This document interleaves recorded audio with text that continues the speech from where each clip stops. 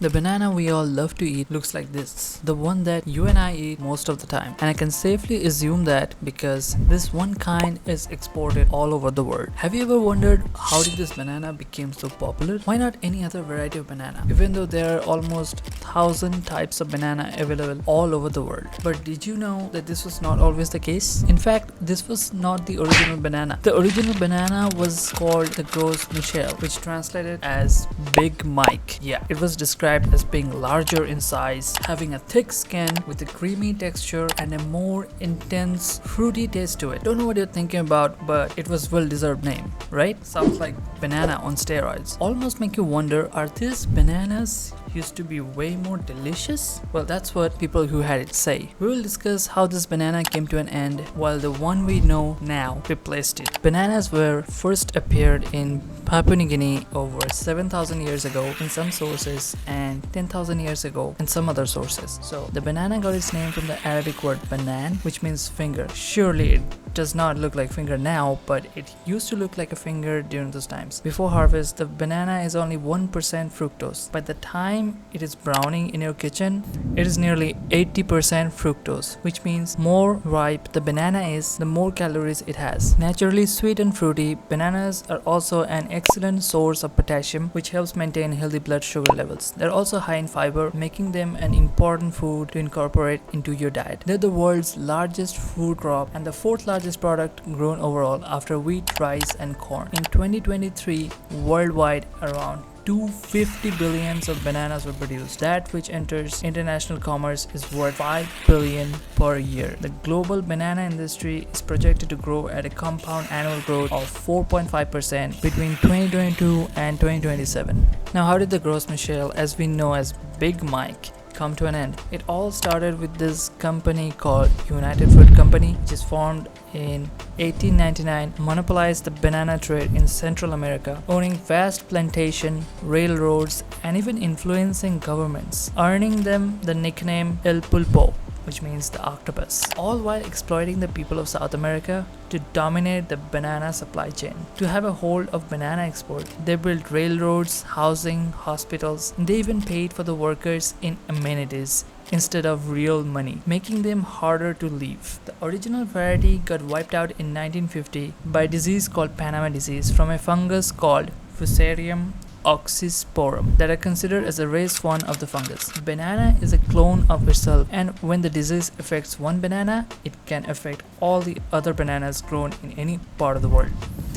The banana cultivation requires land, large acres of land, and they used monoculture, which is using the same land for cultivating bananas until the banana disease hit. It spread like a wildfire, moving north through Costa Rica to Guatemala and south into Colombia and Ecuador. The fungus enters the plant through the roots and blocks the flow of water and nutrients. The fungus, once found in a soil, can stay in the soil indefinitely, thus making the soil unusable for planting any more banana trees. Sadly, it cannot be contained with fungicides either. With more land getting infested, new lands for cultivating bananas were becoming incredibly rare. But it didn't get wiped out overnight. The first recording of the disease was made in 1874 in Australia, where it was observed at Eagle Farm near Brisbane.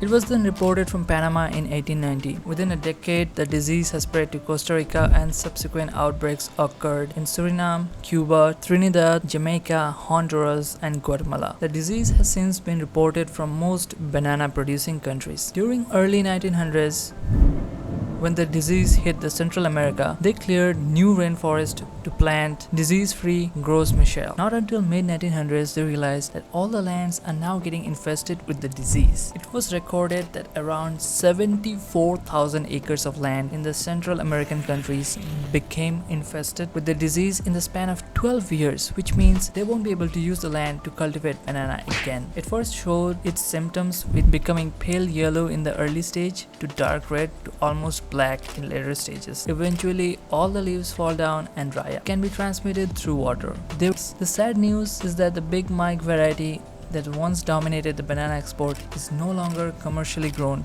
due to Panama disease. But the good news is it is still found in some region where it's cultivated locally. Introducing the Cavendish banana. It was found that this other variant is resistant to Panama disease variant of Fusarium fungi. It is thought the original Cavendish plants were brought from southern China around 1826 and taken to Mauritius. From there, some plants were taken to England, and then several years later, the Duke's gardener Joseph Paxton cultivated this new variety in 1829, which is a seedless, soft and sweet texture which is easier to consume. It was mass produced in 1903, but up until Gros Michel got wiped out, it was soon replaced with the Cavendish variety, as it can be grown in the same soil the Gros Michel variety got wiped. This variety is suitable for controlled cultivation with thick skin, making it easier to ship long distance, which takes exactly the same time to ripen and turns the same color when ready to be eaten. This variety also looks and tastes very similar to the Gros Michel, making it the best candidate to replace it. Honduran Foundation for Agricultural Research tried to introduce new varieties like Goldfinger and Mona Lisa,